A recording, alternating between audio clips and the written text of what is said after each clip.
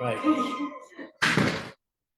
But being that Friday is Lag Baomer, and Lag Baomer is very much connected to Mashiach and Geula, so we'll speak about Lag Baomer and its connection to Mashiach and Geula. Wow.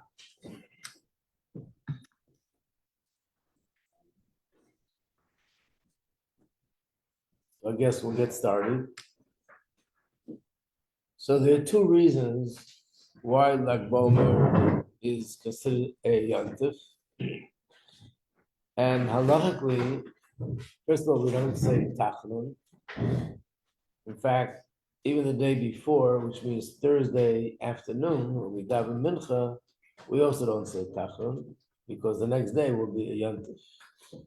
And especially in these days, where the days between Pesach and Shavuos, we're not allowed to have weddings, people don't take haircuts, you don't buy new clothes unless it's absolutely necessary, is because we're mourning the passing and the plague that unfortunately killed 24,000 students of Rabbi Akiva. And on this day, they stopped dying. So that's the reason that's brought down in the Shulchan Aruch, in the Code of Jewish Law, that this day is considered a day of Yontif.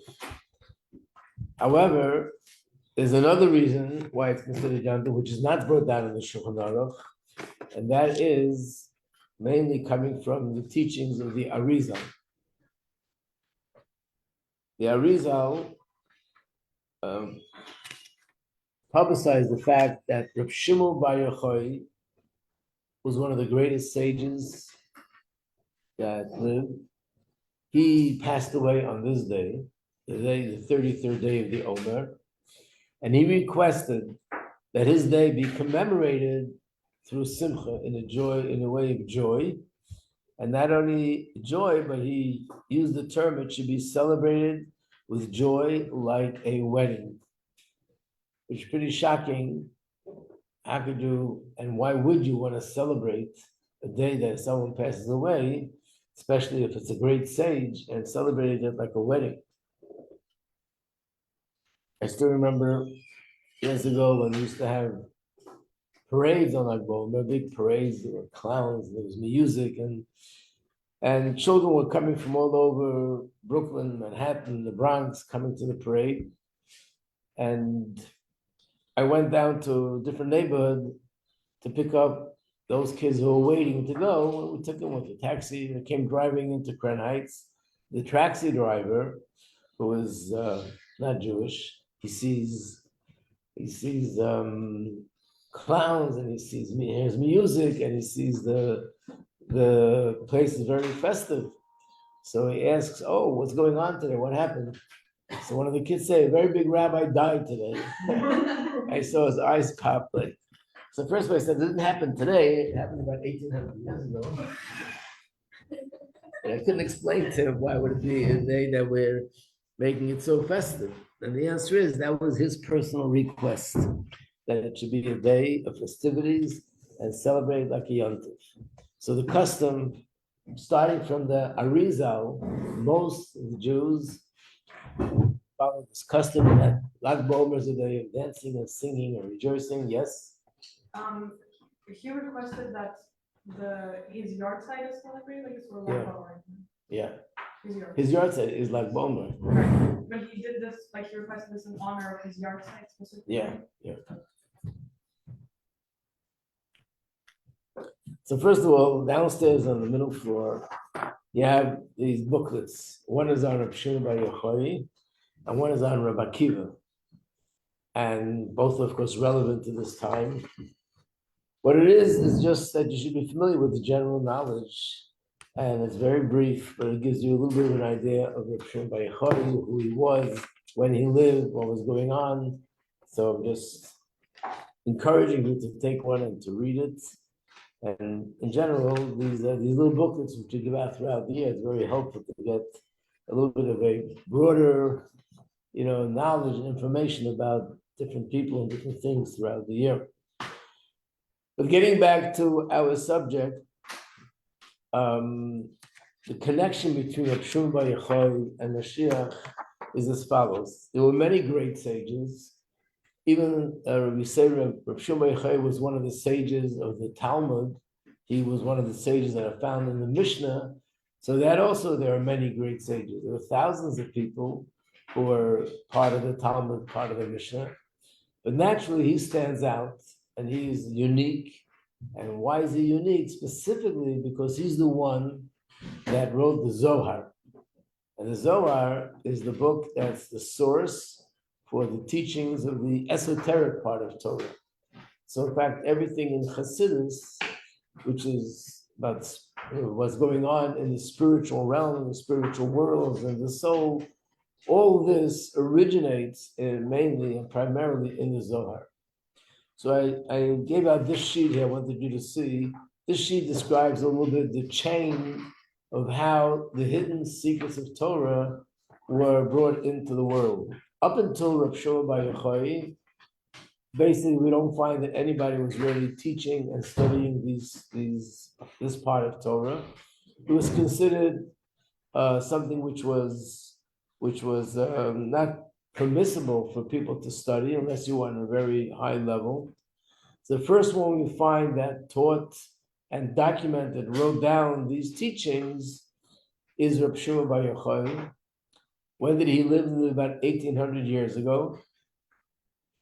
And at that time, even though he wrote the Zohar, and even though he taught it, but it was only to a few selected other sages, it still was not really public knowledge for the rest of the world. And that lasted for quite a long time. The next time in history that there was a teacher like him that began to teach and this time spread the teachings of Kabbalah, which is the mystical teachings of Torah, was number 2 on the list, Rabbi Yitzchak Luria, who was known as the Arizal, and he lived 400 years ago, not that far away. So from 1800 years ago to 400 years ago, there wasn't any major change regarding these hidden secrets of Torah. The Arizal, number 1, began to publicize it more. Number 2, he also said that the times have changed and now it's a mitzvah to publicize these teachings. After that, there were 3 generations of great tzaddikim, that they were considered the highest authority in the teachings of Kabbalah in their times, and they were the ones who were responsible to spread it. Yes, actually. Another page for you. Let me see. I have to search. Okay.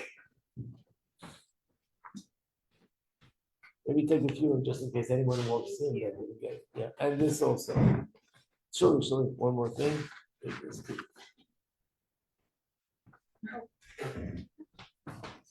You're welcome.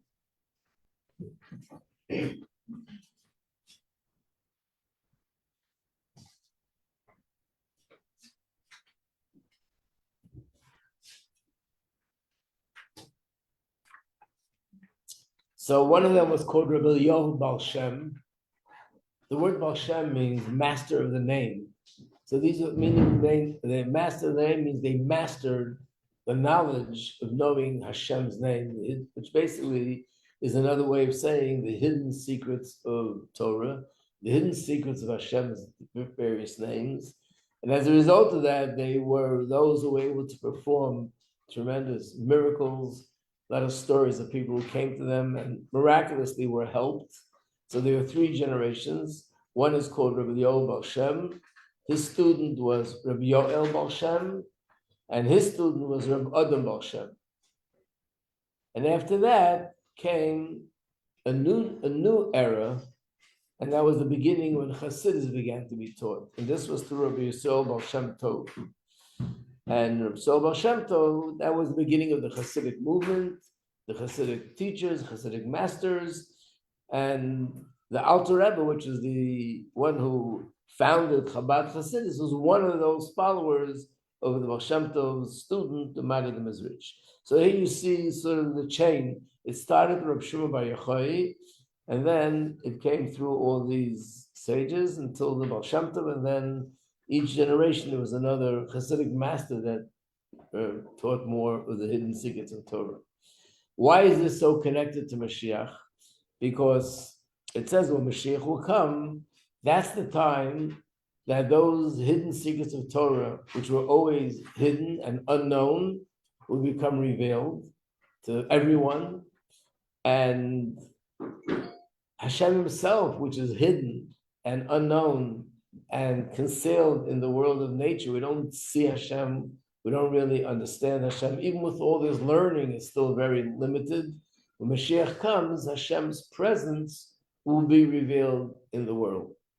In fact, the two things are connected, which means that Hashem reveals his presence first through Torah study. In other words, we first come to recognize Hashem by learning.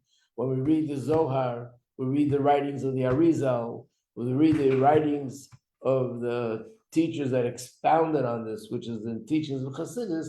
So intellectually, we learn about, and we know, academically, we learn about Hashem and hidden secrets of creation. When Mashiach will come, we'll actually see it with our eyes. We'll actually be able to perceive it in a whole different level.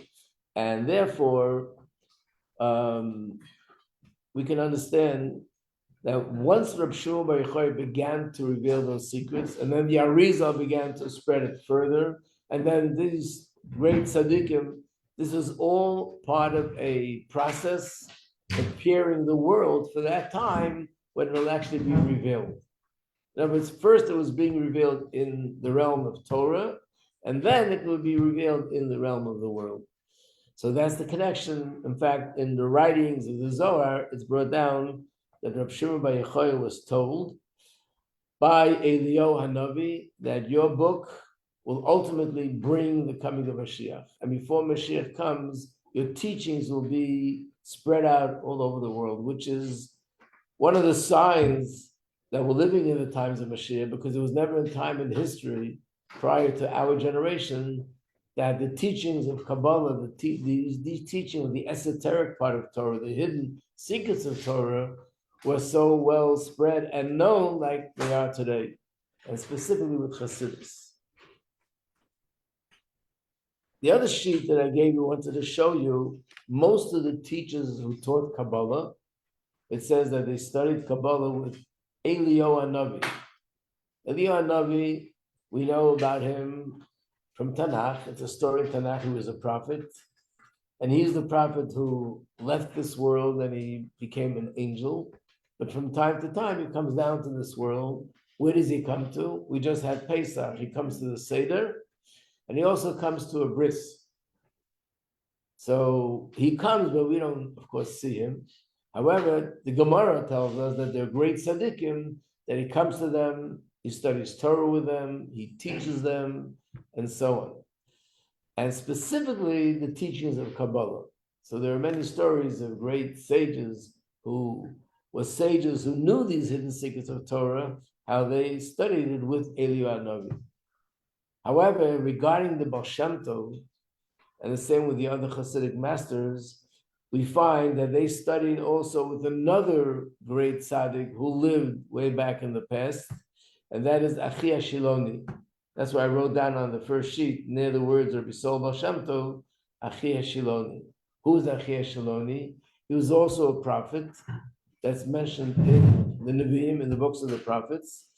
But just to give you a perspective, you look at this sheet, this is a sheet which maybe Rabbi Dubov gave it to you with a history class.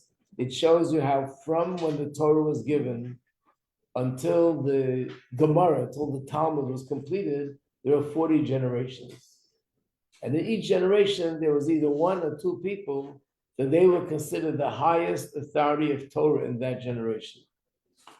So on the top, you have Rav Ashi, but really we're going backwards. Rav Ashi was the one who wrote the Gemara, the Talmud. And he received from Rava, and Rava from Rava goes all the way back. And number 40 is Moshe Rabbeinu, who received the Torah from God himself. But in this chain, look at number 33 and number 34.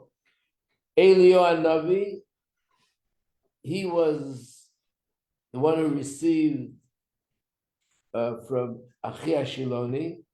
And Achi Hashiloni, he received the Torah teachings from King David HaMelech. So number 33 is Iyar Navi, and he was one who taught many people Kabbalah. Achi Ashiloni was the teacher of Iyar Navi, and he's the one who taught Torah to those students of the Baal Shem Tov that I mentioned, Rabbi Yoel Baal Shem, Rabbi Yoel Baal Shem, the Baal Shem Tov himself, and so on.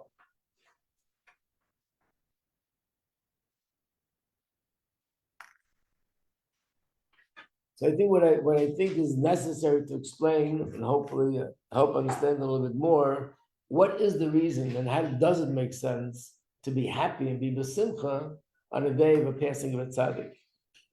When any person passes away, it's a tragedy. So how much more of a tragedy is it if it's a great tzaddik?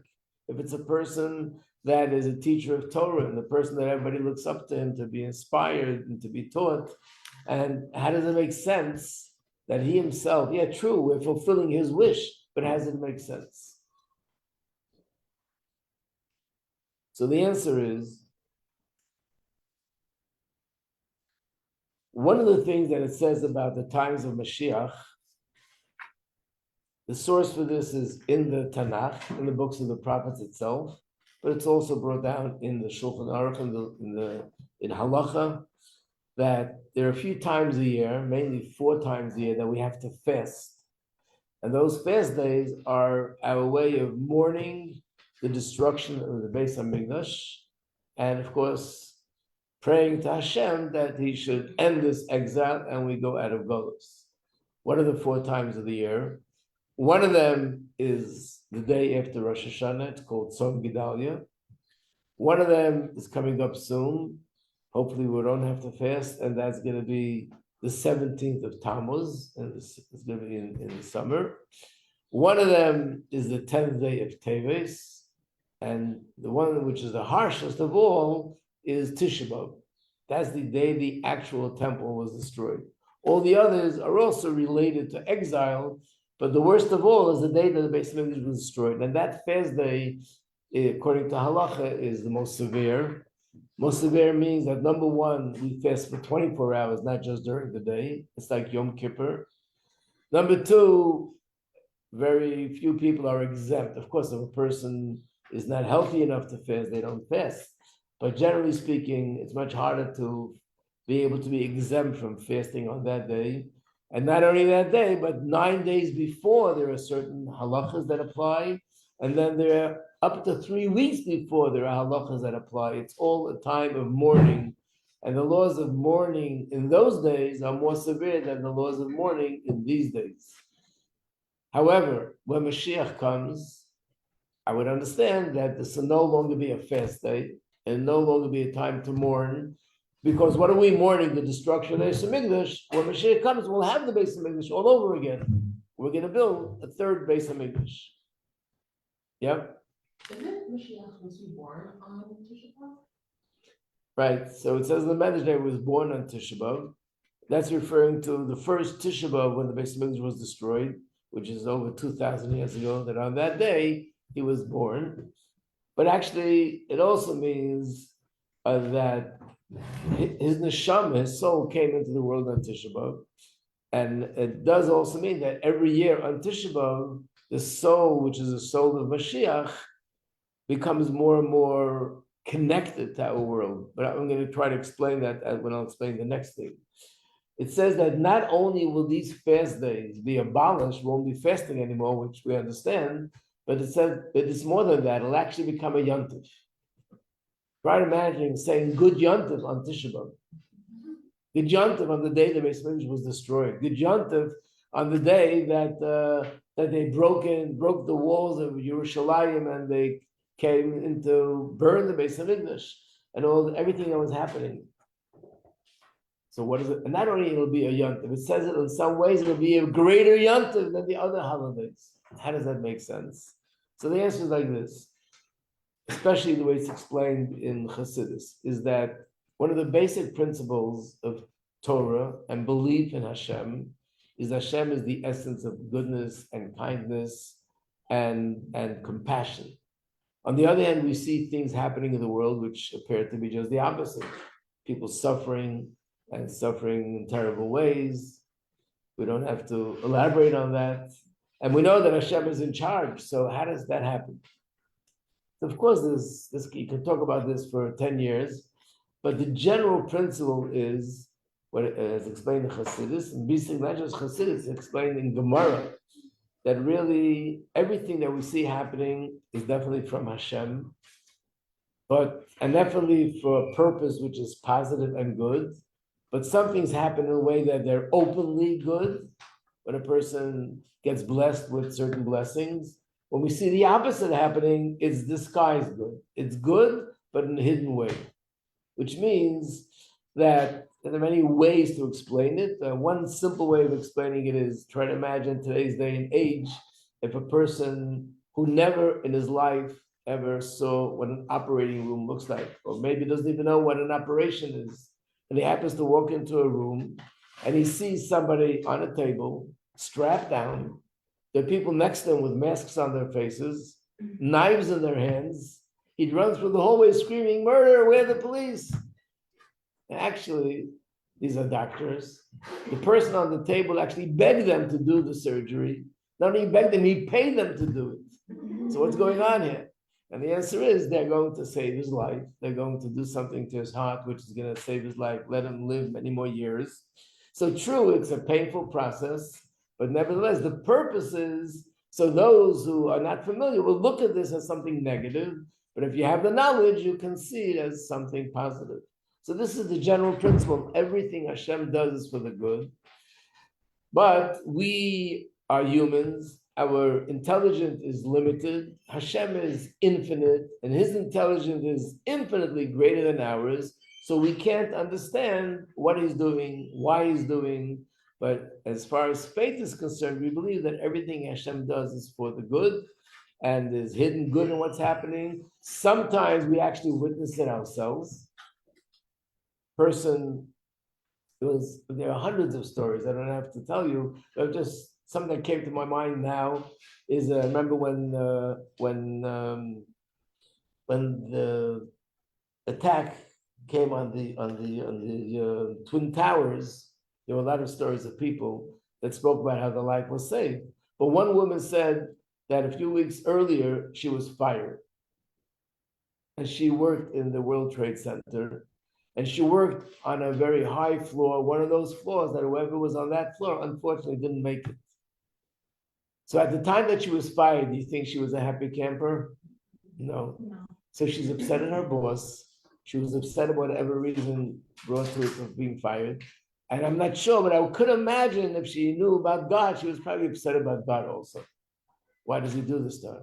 And especially if she did some good, nice, kind thing, she was thinking, is that what I deserve for being so nice and kind? Okay, a few weeks later, World Trade Center happens, and she realizes that this was actually a blessing that saved her life. I'm not explaining, because why did the other people unfortunately die? We don't understand what Hashem is doing. I'm just saying, sometimes people in their personal life can go through something, which at the time they feel that this is devastating, and later they realize, actually, this was a blessing in disguise. But a few weeks earlier, I didn't see it. And a few weeks later, I see it. Sometimes you see it a few weeks later. Sometimes you see it a few years later. And sometimes you just don't see it. But we believe that everything is ultimately good and everything is really for a blessing.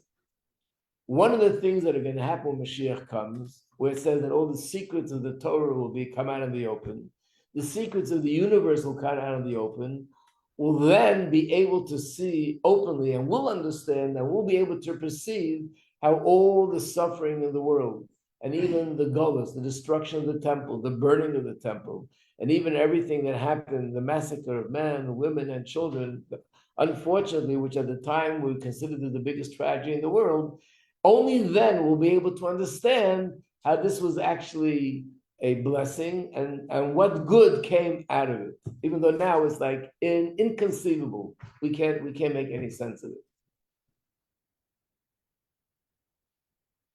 And therefore, like this woman, once she heard about the World Trade Center, what did she feel towards God? Not anger, but gratitude.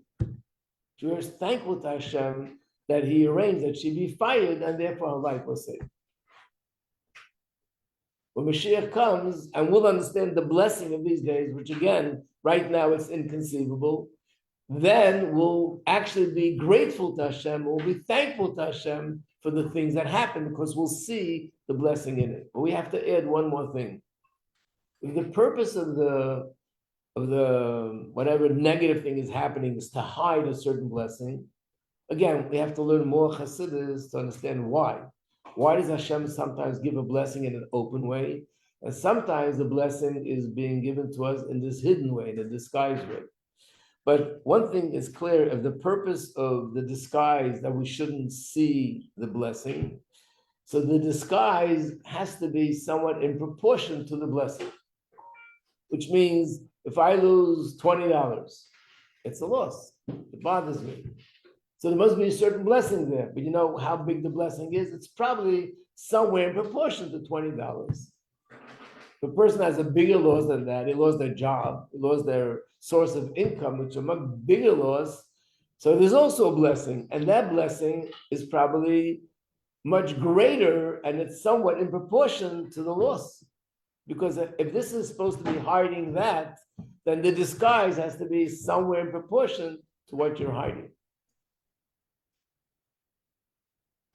If that's the case, being that the tragedies of Tisha B'Av and the other days that we fast were tragedies of the highest, the biggest tragedies that we ever experienced, it's got to be that the bracha in these days is also somewhere in proportion to that, which means just like these tragedies are like almost beyond anything we could describe and imagine, the hidden bracha these days is also that way. So when Mashiach comes, not only will we not be fasting, we'll actually be rejoicing because we're going to see the blessing in those days. You follow that? Based on that, the day of passing of any person, which is a tragedy, when Mashiach comes, everyone will be back, Chiyas HaMesim, those who passed away will be back again. What will happen with the day that they passed away? Would that go off the calendar? Or it'll still be a special day? And the answer is it'll still be a special day, but then just like Tisha B'Av will be a day of rejoicing, that's how those days, which today is inconceivable, then it'll be a day of rejoicing. Because we'll see that it's a hidden bracha in those days. So far, you're on the train? Okay. So now, Reb Shimon Bar Yochai, who is the master of Kabbalah, the one who revealed these hidden secrets, and that's what will be revealed in the world when Mashiach comes. Think of him this way. He who lived 1800 years ago, but he was already living in that world the way it'll be when Mashiach comes. That's the way he felt, that's the way he saw things. And to him, it was revealed in an open way. What we're all going to see once Mashiach comes, he saw it then during his lifetime. It reminds me of a story. It was one of the great Hasidic masters. His name was Reb Mendel Haradoker. He was a student of the Maggid Mizrich, a colleague of the Alter Rebbe. And one day people came running and they said, there's a big commotion outside and they heard that Mashiach is here. So he said, yeah. He walked over to the window, opened the window, stuck out his head, sniffed the air and said, no, Mashiach isn't here yet. So obviously he was able to sense in the air that we don't see that spiritual revelation that's going to happen. So the Hasidim asked, why did he have to open the window? He could just be sitting in his chair, do the same thing, sniff the air, to see whether you sense that there's new light in the world, a new spiritual light in the world. And the answer is because in his room, he couldn't tell the difference. In his room, he always had that light shining because they were people on a different caliber completely. He stuck his head out the window to see what's doing outside of his room. And that's where he was able to tell the difference. So there's certain tzaddikim, and that's Reb Shimon Bar Yochai was one of them, or the master of the hidden secrets of Torah, and therefore he was then where we will all be when Mashiach will come. And therefore he saw this day as a day of rejoicing. I couldn't explain all this to the taxi driver, but this is what's behind it. And because of that, Reb Shimon Bar Yochai also requests that we should be happy, which in a sense means that by us being besimcha, he's taking us on his bandwagon in a sense. that even though he's the one who knows it, he's the one who sees it, he's the one who feels it, but nevertheless, by us being connected to him, we can also do the same thing, be b'simcha on this day. And in a way, by doing that, we're sort of bringing the spirit of the times of Mashiach, we're bringing it into the world. And that's one of the things that hastens the coming of Mashiach.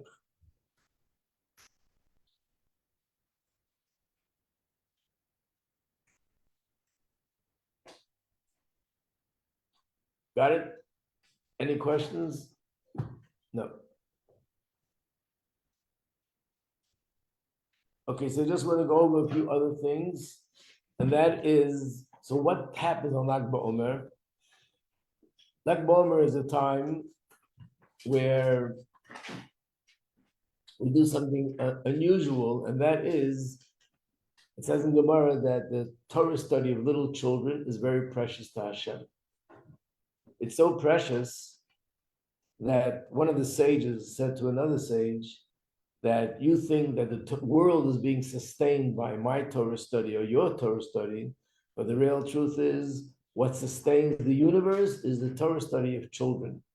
And he uses the term, the innocent breath that comes out of their mouth when they study Torah, that's what sustains the entire world. So because of that, we're very cautious with children, make sure they study Torah. We don't take it lightly that we cancel their Torah study. And here we find an exception.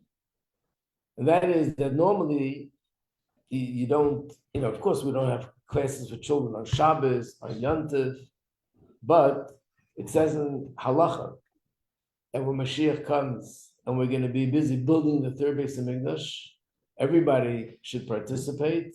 The only ones who are not going to be participating are teachers who teach little children, because we're not going to cancel the study Torah of children, even for the building of the Beis Hamikdash.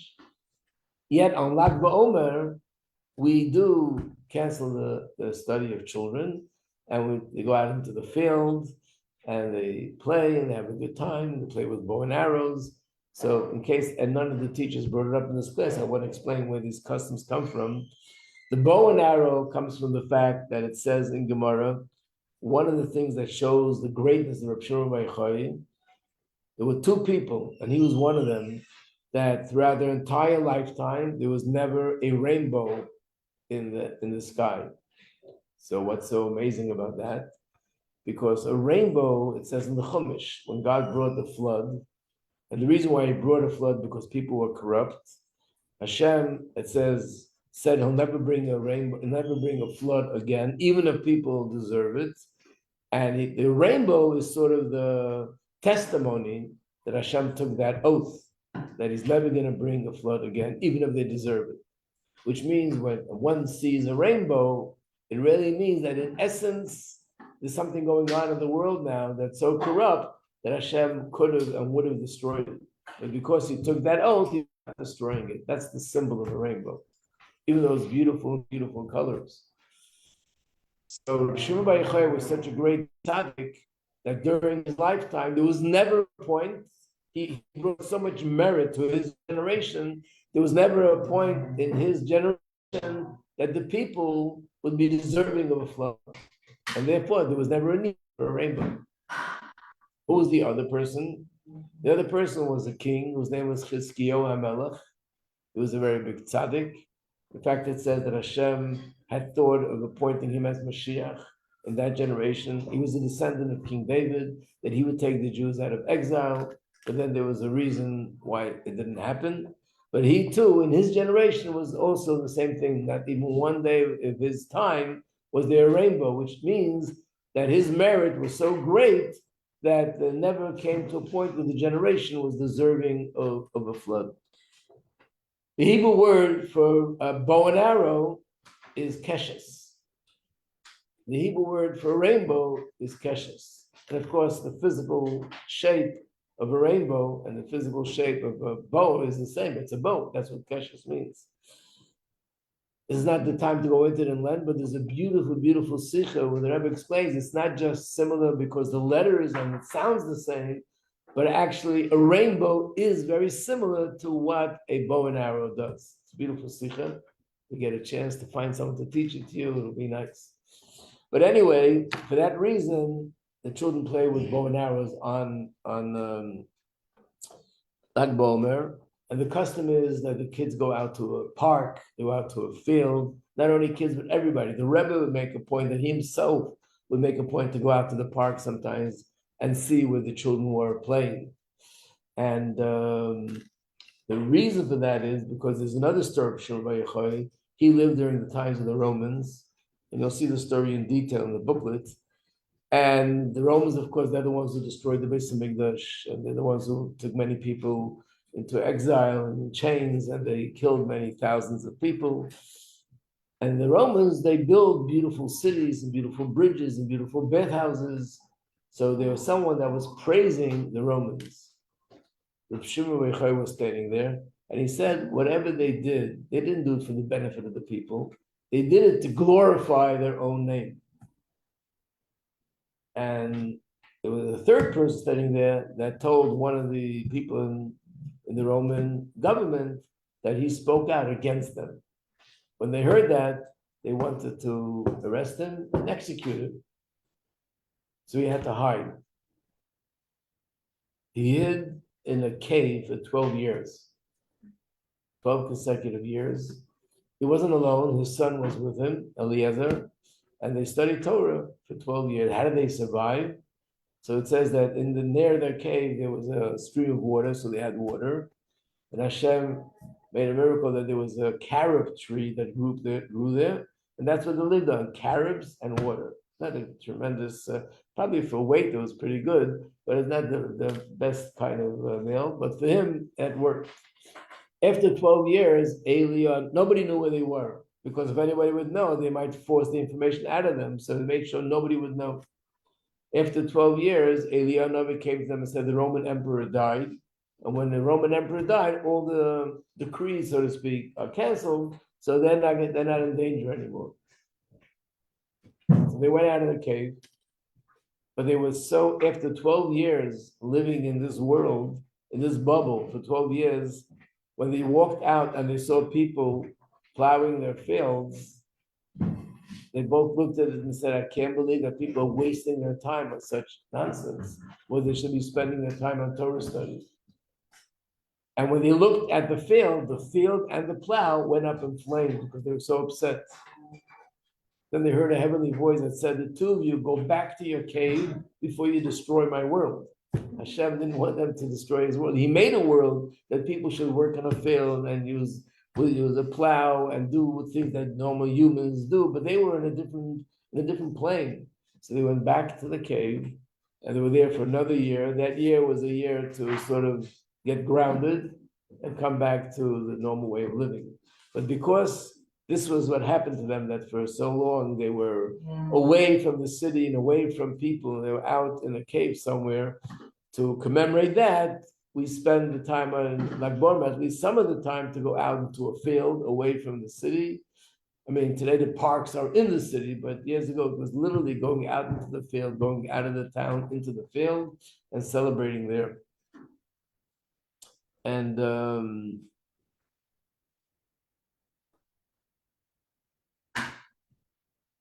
let me see what else I could bring in amongst all the things. There's a lot to say about Lag Baomer.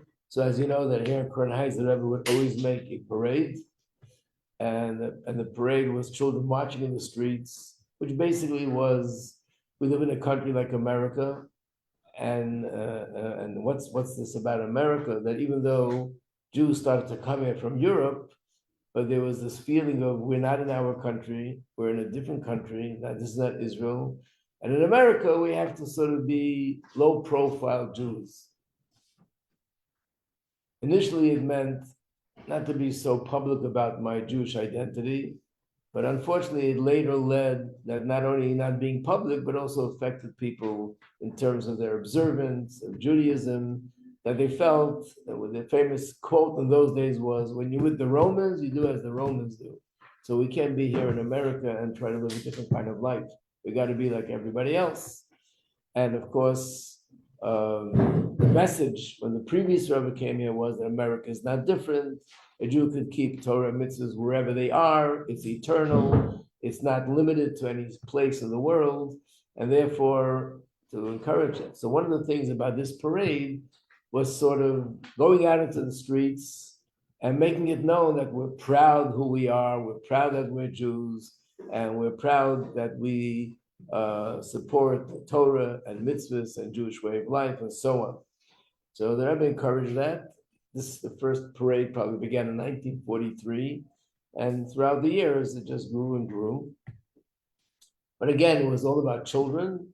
Then after they went through this marching through the streets, they went to a park, and that's where they would celebrate. And that was that's how it was celebrated here in Crown Heights. And not only Crown Heights, from that it basically spread to many, many places around the world, and then in the same way. There are more things that we can talk about, but it is 10:30, so I guess we'll stop here. And just hopefully we'll all have a enjoyable like Baomer, but the enjoyable like Baomer will be that whatever Shema Choy lived for would actually come to fruition. So we'll be in Eretz Yisrael, and we'll be with Rav Shimon Bar Yochai and Mashiach, and we'll no question about rejoicing. Okay, to be continued. Thank you, Rabbi Majeski.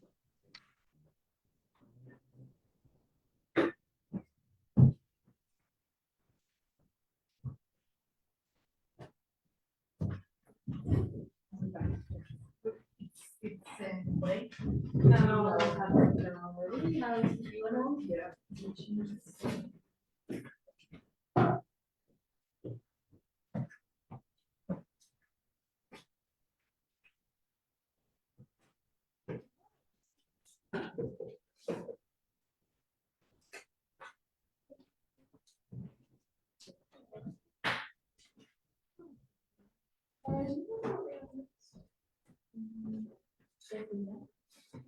Oh, but it's not the end. Well, actually, no, I don't. I'll see that. Then she can do.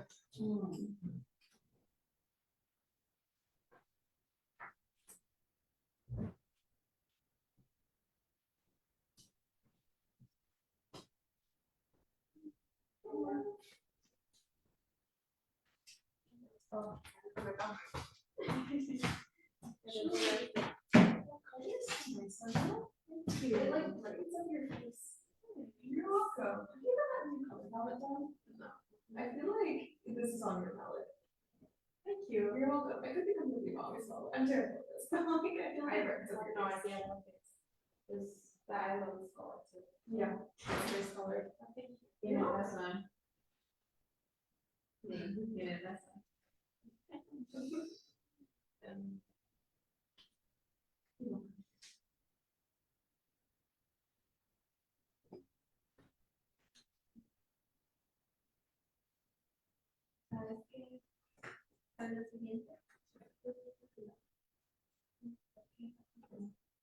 ¿En serio?